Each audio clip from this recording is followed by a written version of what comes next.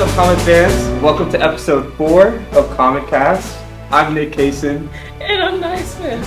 And today we have two very incredible guests. Some new sports on the cast. We have Diego Longoria and Rohan Springer. Hey guys. Yay! Woo! Wrap it up. Give us a quick introduction. Diego, go. All right, I'm on the baseball team. I'm a senior, finance major. I'm also part of SAC and the president of Chi Alpha Sigma. Ooh, big titles. Big press. Rohan. My name's Rohan. I am a cross-country and track and field runner here, and I am a junior studying accounting, so very exciting. And I am the president of our Student Athlete Advisory Committee. Mr. President. Two presidents. Wow. I should have got on my knees or something. We're going to name this the presidential podcast after this. We should have put presidential music on it. We can have that. Yeah. Hey, what is SAC? SAAC. SAAC. Yeah. So SAC is the Student Athlete Advisory Committee. It's basically the definition is the bridge of communication between student athletes and administration. And so you have your campus SAC across all 3 divisions. Each campus has a SAC. And then you have your conference SAC, and that's all the schools in your conference. And then you have national SAC. So national SAC has, you can be D3, D2, D1. Each division has a national SAC. And they do stuff on more of a national level, come up with initiatives and stuff to send throughout the division. So D3 sent out Mental Health Mondays. So now a bunch of campuses and conference SACs are following that. So it's also sort of checks and balances between the administration and the student athletes, making sure student athletes' rights aren't infringed upon and that they're represented well. So that's what we do. That's our main goal, just to make sure, coaches are treating our athletes well, administration is treating our athletes well, and athletes are treating each other well. On the national level, don't you have this big convention and everything? Yeah. Mm-hmm. What goes on over there? Yeah. Diego, this is Diego's first convention. This is my first convention. Part of SAC. Me and Megan on the tennis team, we went to the National NCAA convention in Phoenix this year. I think that was in February. And we went for January. it was in January? Yeah. Okay. January. So, it was for about a week. January. And it was a lot of fun. We got to vote on legislation, be a part of the Special Olympics, do other meetings, especially with our involvement in D2. I think that was a big journey, I think, for Angela as well. Mm-hmm.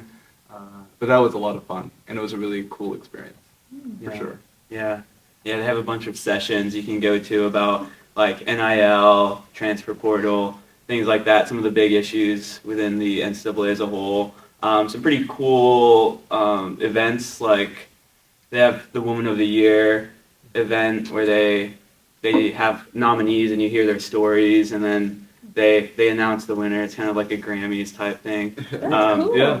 And then the boring, it's fun but boring, is voting on legislation, because each member school has a vote, each conference has a vote, and then D3 SAC has a vote. So, and the legislation can be exciting, but it's mainly about playing rules and things like that. That's fair. Yeah. So with the information that y'all get from these conventions, what do y'all do with it? Do y'all come back to school and be like, this is what I learned? Mm-hmm. Or what do you do? What is it? What happens with that stuff? Well, I think the big thing was, getting the information and then relaying that to our teams and other teams. I think Rohan has done a good job as president to make sure that he delegates that information to us, and then as team representatives, we delegate that information to our teams and our coaches as well. But yeah, that was a lot of fun. A lot of the administration was there, so President Benson, Dr. Martine, so a lot of big people were there. Yeah, so. yeah. And that's one thing we're trying to do, especially as athletics is growing within the university, trying to establish those relationships with Dr. Benson, Dr. Martine, because if they like us, then, we get stuff.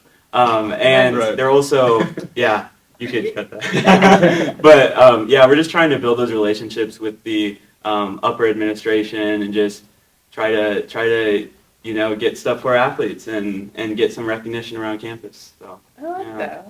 I like that too. as far as like other athletes, just in general, like at the college level, like why do you recommend SAC being like a good option for them? And even talk about maybe why y'all do it also. You want to go first? Yeah, sure. So SAC, it's sort of like sometimes it feels like people don't want to be there. Sometimes I don't want to be there. Meeting on a Sunday night for it's usually I try to keep it an hour. It ends up being an hour and a half, sometimes 2 hours, because there's a lot to cover. And we have guest speakers. Last meeting we met with Dr. Benson, so that was interesting. But it's just a good way to stand up for your team and to also talk to other teams and see what they're doing and be like, okay, this team's getting this type of food when we travel. We're just getting this. Why can't we have the same benefits and things that other teams have? So it's just sort of talking through those things, those problems on your team, and it's just good to talk to others about that and represent your team. So I like all of our 30 SAC reps do a good job at that, and they always have something to say, something to bring to the table. So it's a fun group of people. You get to meet people from other sports, which is a lot of fun. And yeah, that's why I would do it. It's a good social experience, and you get to stand up for your team. So. Yeah, this is my second year doing it, and I love fighting for my team, just communicating what we want and our needs. A big thing that I've seen a lot of other sports, especially this year, is also do the same thing. I mean, I think more than last year, we've tried to communicate what we want out of the university as a whole, but also from other teammates and our teams in general, just trying to really push what we want. And I lead the campus engagement subcommittee part of SAC, and I think we've done a good job on trying to really get the university involved, the student body involved in what we do. But I really enjoy it, even though we're meeting on a Sunday night. Yeah. It takes time out of fun. the day. But I like it. It's It a is, social yeah. event, and we get free food. Mhm. That's Well, a plus. It just varies. Anything, it could be Canes, it could be Panera. Yeah. Potbelly. Join I'll SAC. take some Potbelly. Yeah. Yeah. Oh yeah. Yeah. I'll be in SAC next year. I'm coming back. That's right. That's right. Yeah. Take your fifth Yeah. year, your COVID year. I'll take my COVID year out, walk back on. We'll see what happens. Right. Yeah. Rohan, you're the president of SAC. Diego, I want to ask you a little about Chi Alpha Sigma. Okay. What do y'all do? Who are y'all? What is that? What is What? that? Yeah. Yeah. Explain. Okay. Yeah. So Chi Alpha Sigma is our student athlete national honor society, and again, it's a national organization. I guess it was last year. It was our first year as an institution. We just inducted our second class about a month or two ago. That was really exciting. We have a lot of student athletes. So the minimum requirement, so how you get in is a minimum of 3.4 GPA. You have to be a junior or senior. You also have to be in good athletic and academic standing with your team and your coaches. So it's a very hard organization to get a part of, but I think it does a lot of value. We provide a lot of value. And I say that organization is comprised of the most hardest working students on the university campus. So, they work hard in the classroom and on the field. So I think I'm very proud of that institution. Yeah. Sure. How'd y'all get it started and everything? So Marcy came up to me, she did some research about it, and she came up to me and thought this would be something that would fit well with our campus, because we're such academically focused. And it does fit very well with what our vision is as a university. And so she asked me if I would want to be a president, and I happily agreed. And I'm very excited about where this is going in the future. You didn't hesitate? I did not. Leadership mentality. And it's nice we have that because there's a misconception that our athletes on campus are just not academically smart, which I don't know where that comes from. But I think our athletes are some of the best students we have on campus. I mean, we've seen multiple times that our department GPA is higher than the school's average GPA and things like that. I didn't even know that. Not me either. Yeah. I do have to say, even though our minimum requirement is a 3.4, I think out of our members, it's like a 3.75 average. Doesn't surprise me. High So standards. it's pretty high. Yeah. I like that. I like that. You guys are both leaders. To be a leader, You have to have strong qualities. What do you think are your top 2 qualities to be a leader?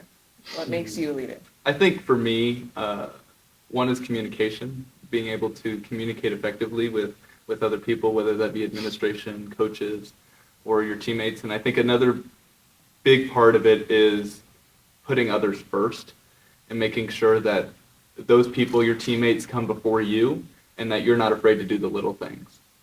Staying behind, helping teammates out with school, with baseball and stuff. So I think putting them first is a big trait that I like to see myself. Yeah.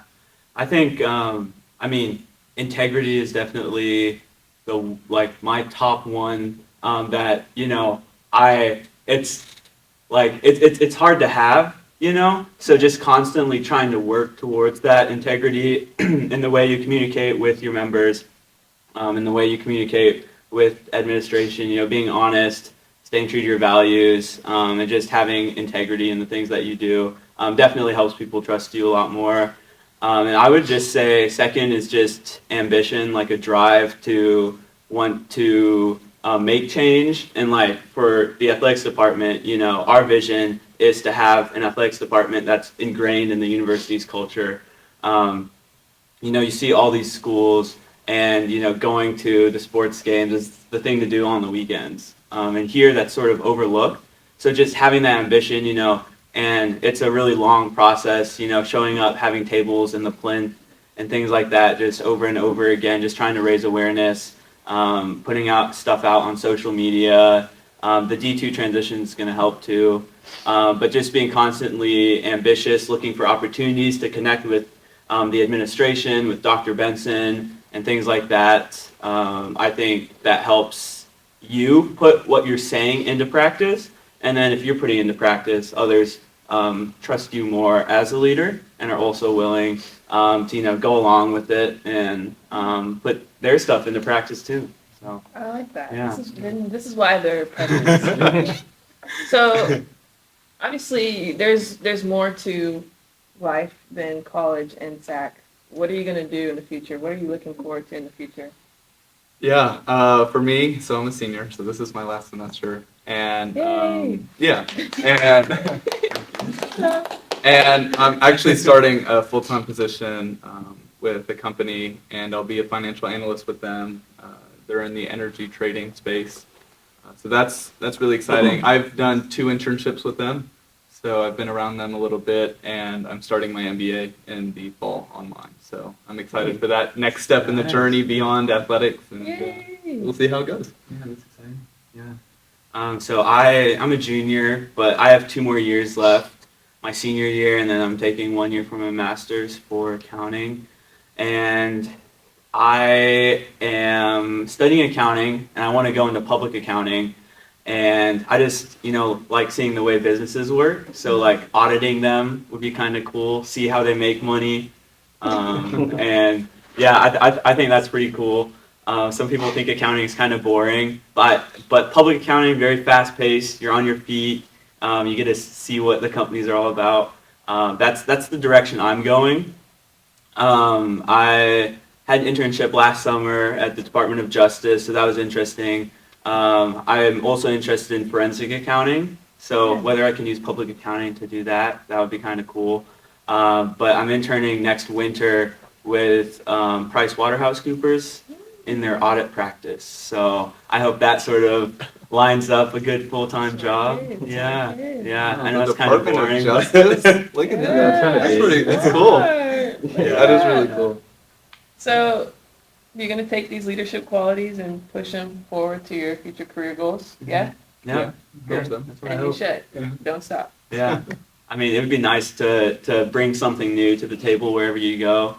I think UTD has been a good place for that because it's such a new school, such a new athletics program. You can come in and make an impact just like that and, you know, meet with the president, meet with the vice president, communicate directly with the athletic director and things like that. So I think just trying to make a unique impact wherever I go, I think is a good goal. Agreed. Now that we've talked about, some of the leadership stuff, SAC, Uh-huh. Chi Alpha Sigma, let's talk about some sports, yeah? Yeah, let's do it. Let's do it. So, Rohan, track and field. Mm-hmm. What do you Yeah. do? What events do you run or jump, throw, whatever? And yeah, tell us a little bit about the team this year and just the Mhm. season so far. Yeah, so starting off with cross country, we run 8-kilometer races, which is 5 miles, and that's on hills and stuff. I like it more, just because you're not running around a No, track. absolutely not. But right? we won conference for maybe the last time if we do go Division II. So that was really exciting. We blew everyone out of the water. Had a really strong and deep team. A lot of good newbies and also a lot of great returners. So, and we're in the middle of track season right now, so hopefully that translates onto the track. We have a lot of new sprinters, so our team is a lot bigger than it once was. And it's exciting though. We have a 110-meter hurdler. I think he has the number 7 time in Division III for the 110-meter hurdles, which I don't know if that still stands, but that's what it was a week or two ago. And we also have we're really strong on our distance side too for conference. So we'll see if we can make a dent in the conference standings. Oh, yeah. It's really hard to win a track meet because you have to have such a well-rounded team. Mhm. But I think we're going to score more points than we ever have. I feel like every meet Yeah. I'm just seeing like new records pop up. Yeah, So, yeah. like, I mean, our track Right. program is the it's third new, year. but still, I mean, Yeah, the fact so- that You're right. we're putting numbers up, Yeah, That's yeah, we're getting for better sure. each year. So Oh, yeah. ever since they added the program, we're improving. No, that's really cool. I could never do that 8-kilometer thing. Absolutely not. I hate running. But events. So track, I've done the 10K, 5K, and 1500. So just So 6.25 miles, Okay. 3.1 miles, and then 1 mile. Yeah, you got to put it in American terms, 3.1. right? yeah, Yeah, I mean, put in freedom units. I like that. I like that. But yeah. What do you do? Yeah, so I play first base, and this year we've done pretty well. My first 2 years, 21 and 22, we won our conference championship, so that was really cool. And this year we've got a lot of new players, a lot of transfers, and we've actually we've done pretty well so far. I think we're 8-4 in conference heading into this weekend, and I'm really excited about what we have to offer going forward. I think we're going to be very competitive this year. Yeah. We usually always are, but I think this year could be something special for sure. I think so too. Yeah. Saw Shoemake got the 600th win. Yeah. What do you want to? Is there anything you want to say about that? Like what kind of coach he is and kind of how that was for the team? So that actually was really exciting for me personally. I was here for his 500th win when we faced Howard Payne. I think that was my first series ever with the team and his 500th win. So that was really exciting, getting to see his 600th win. And he's just a phenomenal coach. I could not have asked for a better college coach than him. He's been here since the program started, and just a person that I really look up to, and that he's always there for his team, and he speaks a lot of hard truths to people, and I just really respect him as a person and as a coach, for sure. Yeah. So do I. That's I mean, awesome. Yeah. My 2 years with him were really good, Yeah. but same thing as Diego on my side. I mean, Yeah. I'm glad. No, for sure. He's a great person. Just a Yeah. great person. What's been the hardest thing about juggling being a student athlete, but also having your super cool titles, president, and Yeah. something's, I forgot the other one. Kyle Sigma. Yes. Yeah. So I think the biggest thing, and I'm sure Rohan, you probably identify with this, is just time management. It's been hard, like especially with two like pretty difficult majors. It's hard finding extra time to like do fun stuff and stuff beyond administrative stuff. A lot of background stuff that a lot of people don't see, and then obviously practice. And then homework too. So it's been a big struggle trying to find. But I think this year, especially since it's my senior year, I've tried to just enjoy it a little bit and just relax, be a little bit more hands off with the academic stuff. So, Yeah. No, it's pretty busy, especially with cross country and track. We often have to get up at 6 a.m., 6:30 a.m. In cross country, we have practice at 6 a.m. So you got to wake up a little bit before that. So it's just, being in bed early, even though you have, to take care of your class stuff and SAC stuff on the added on top of that. It's a lot of work, but I feel like it's work that I'm willing to put in and work that I enjoy, even though some of it might be boring or I don't want to do it. But I've opened up some pretty cool doors by putting in that work and by having that busyness and drive within my schedule. So, There you go. I know some of y'all have had injuries. Mm. I mean, all athletes have injuries at one point in their life. What happened? Can you tell us? Do you want to tell us? Do you want to talk about it? You want to go first? Briefly, if you want. I'll go first. So my sophomore year, this was actually right before our season started, and we were doing some sort of drill. I won't get into it, but basically I dislocated my shoulder, ended up tearing my labrum, and I was pretty much out the entire season. I got back into it at the very end of the season, thankfully. I didn't have to do surgery, but it was a lot of rehab. It was twice a week for about 3 and so months, and it was definitely a struggle. A lot of ups and downs. I think a lot of athletes, and we've talked to a couple at the national convention who dealt with the same thing, being injured and also being on a team. I mean, a lot of us identify with our sports. Like, our entire identity comes from our sports because we've just done it for so long, that when you're injured and you're out for a year or for half a year or for longer, there's a struggle there, right? Yeah. There's an identity crisis for a lot of people, and for me, I kind of felt the same thing. And that was actually a really big turning point for me. I mean, that's when I wanted, to be president of Chi Alpha Sigma and, step up a little bit in SAC and become an officer. So it was a big turning point for me to realize that there's a life outside of sports, and that there's something bigger than that. And I think that was now a blessing in disguise, that it kind of gave me that opportunity to see life that way. Yeah, for sure. Did you ever feel like you couldn't be a leader because of your injury?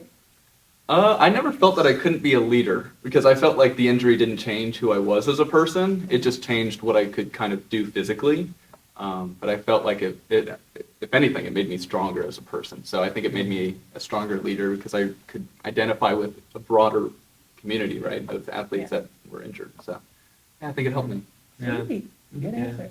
Very Yeah. good, Yeah, I've always dealt with stuff like my first 2 years here, but I was always able to run my season, run good times, and then this summer I was in a car accident, and basically I was going through a green light, someone ran a red and hit me from the side, and that messed up my back a bit, and I was out the fall cross country for that.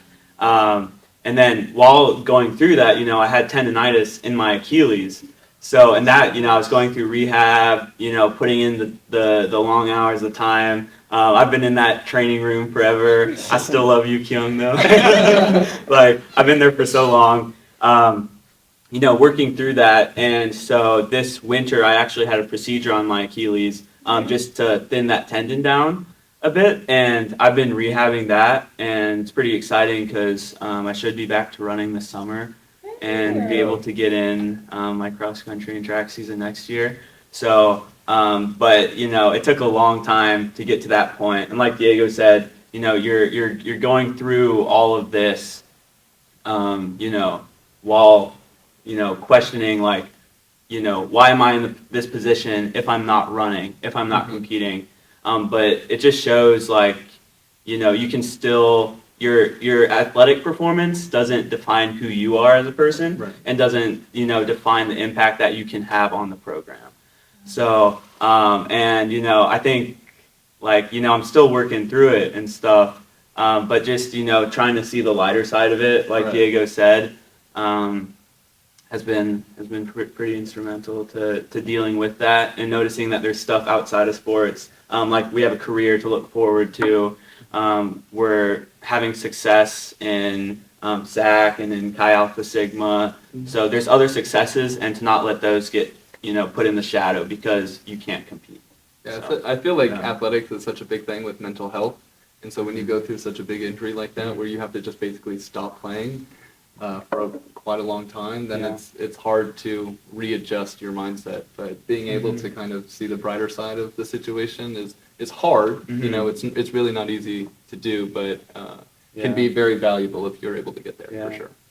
And I feel like we're kind of making it feel sort of like we've had a perfect dealing with it, Yeah. but it has not been close to that. So Yeah, I mean it's tough for sure. I felt like when I first realized that I wasn't going to be able to play, and where it was up in the air if I'd ever be able to play again. You know, if I got surgery, it probably would have been done with the timing of everything, and that was really hard for me. You know, Yeah. being able to realize like I might be done. But now I feel like I'm at the point where if that were to happen today, you know, at practice, I'd be okay with it. You know, I feel like everything that I've done for this university and for the team and for myself, I think I'd be okay if we're all over, you know, and I'd be okay.